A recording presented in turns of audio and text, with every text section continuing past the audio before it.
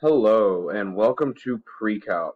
Today is Tuesday, October the 6th, and our topic for today is domain, range, and interval notation.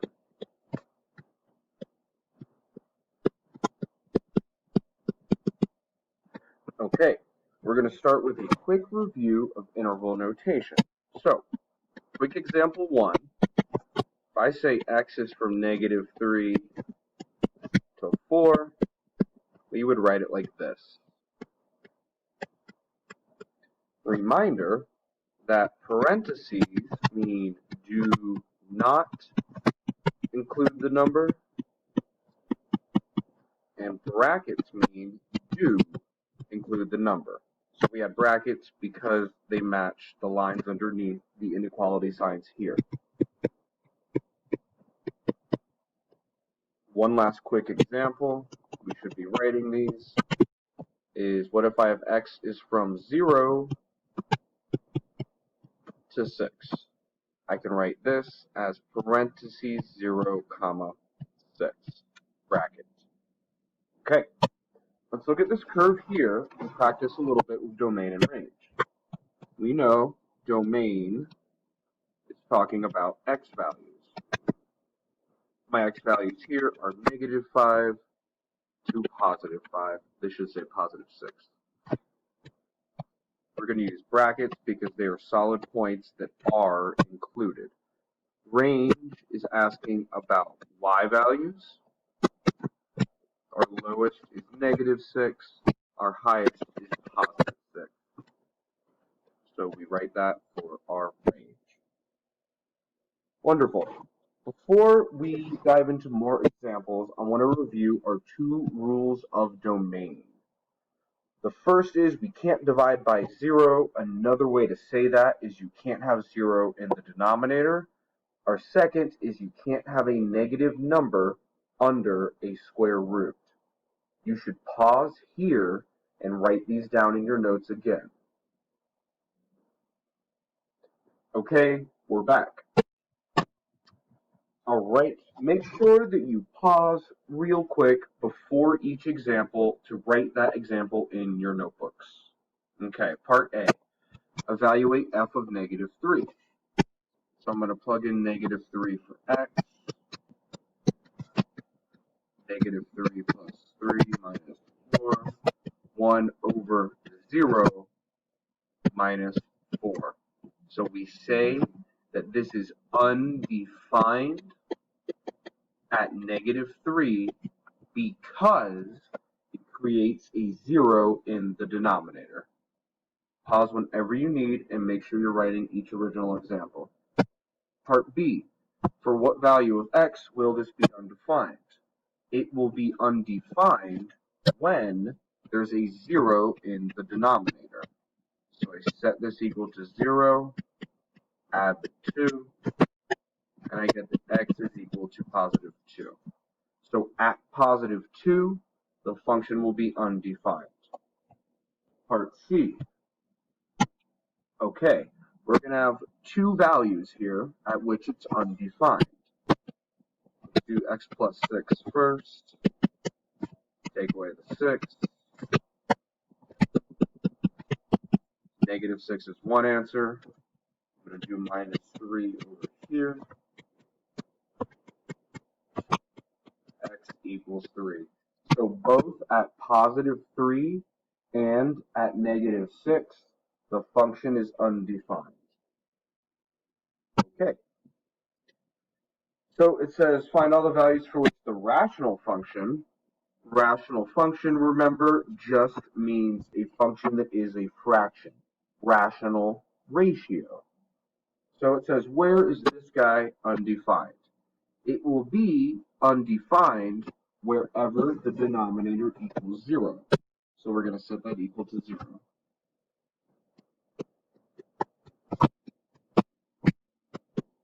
Okay, how can I solve this now? We can solve this by factoring. Multiply these guys. -12, +11, we can use positive 12 and negative 1 will multiply to negative 12 and will add to 11. I need to make a square because my a value is 2. So I've got 2x squared. Factoring is review, so I'm going to move pretty quick here.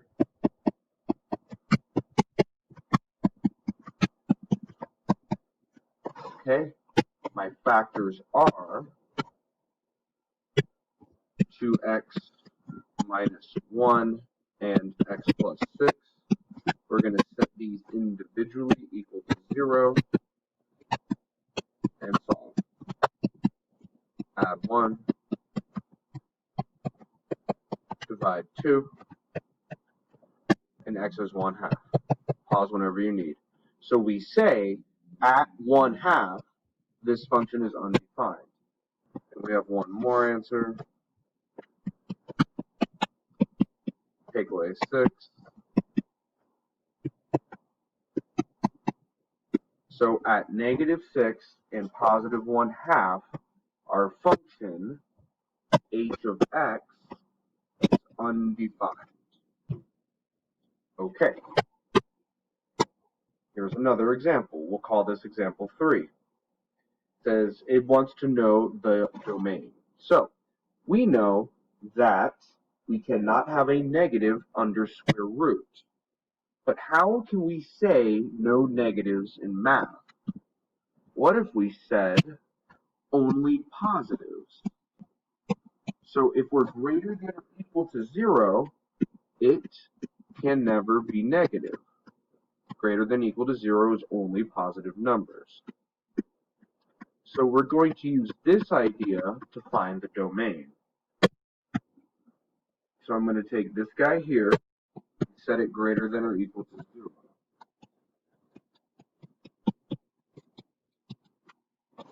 That's a 0, and now solve.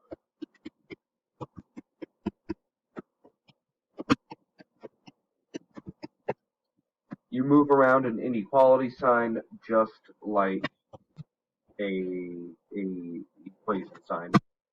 Okay, we're going to divide by 6. X is greater than or equal to 3. But we need to put this in interval notation. So I'm going to draw a number line first. 0, 1, 2, 3. So greater than or equal to 3 looks like this. So in interval notation, I'm going to write from 3 to infinity. And this is our domain.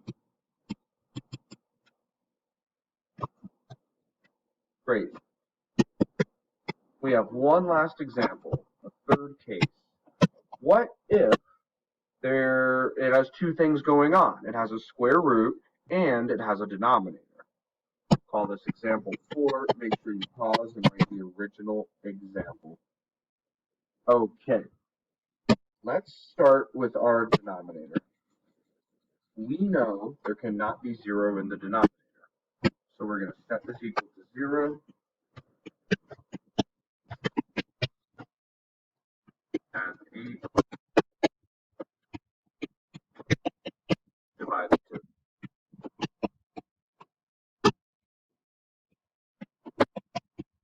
So 4, or really what we would say is x cannot equal 4 because at 4 the function is undefined. It makes the denominator 0, so it's undefined at 4. Okay, draw a little line, organize our work. Okay, and what we know about the square root is that it can't be negative.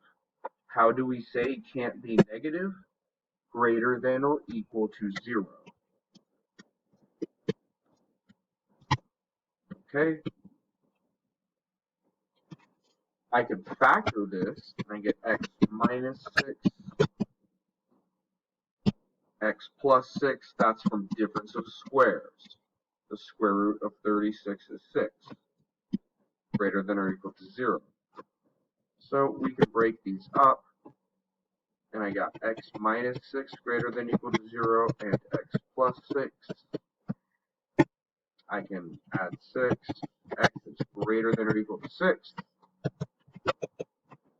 x is greater than or equal to negative 6. Now, we know that there can't be any negative numbers. So, everything that is negative, we can go ahead and throw out. If, to prove it really quick, if I plug in negative 5, I get 25 minus 36 is negative 11. Can't have a negative in the square root. So we throw out all the negatives. We want to keep x greater than or equal to 6. Okay. We have our two conditions. We're going to draw these on a number line. 0 in the middle, 1, 2, 3, 4, 5, and 6. We know that it cannot be 4. So I'm going to put a big hole at 4. We also know that it must be greater than or equal to 6. So actually in this case, the 4 doesn't even matter because it all has to be greater than or equal to 6 anyway. Because if I plug in 5, I mean the same thing will happen, right? Because 5 squared is also 25. So anything less than 6 would still give me a negative under the square root. So our final answer for the domain is from positive 6, including to infinity. All right, that's all for today, guys. Thanks.